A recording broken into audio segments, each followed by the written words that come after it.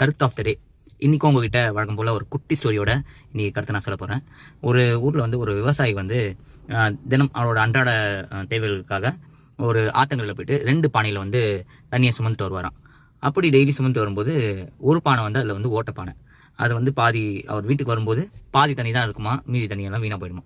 அப்போ அன்றைக்கி ஒரு நாள் வந்து அந்த பானை வந்து ரொம்ப ஃபீல் பண்ணி அந்த விவசாயிட்டு சொல்லியிருக்கு, நான் வந்து உன்னோட சிரமத்தை எல்லாத்தையும் வீணடிக்கிறேன். ஏன்னா நீங்கள் என்னை முழுசாக நிரப்பி கூட்டு வரும்போது நான் வெளில இவங்க வீட்டுக்கு வரதுக்குள்ளே பாதி தண்ணி வீணாயிடுது அப்படின்னு சொல்லும்போது அந்த விவசாயி சொன்னாராம், நீ அப்படி நினைக்காத. ஆக்சுவலி பார்த்தீங்கன்னா நான் வர வழியெலாம் பார்த்தீங்கன்னா நிறைய செடிகள் இருக்குது, அதுக்கு எல்லாத்தையுமே நான் தண்ணி ஊற்றலை, உன்னோட ஓட்டை பானையிலேருந்து விழுற தண்ணியால் தான் அது நல்லது வளர்ந்து அது பூ பூக்க ஆரம்பிச்சிருக்கு அப்படின்னு சொல்லிட்டு.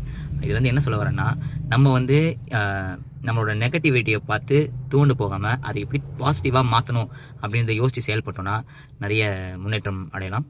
ஸோ திஸ் இஸ் மை கருத்து ஃபார் டுடே. Signing off.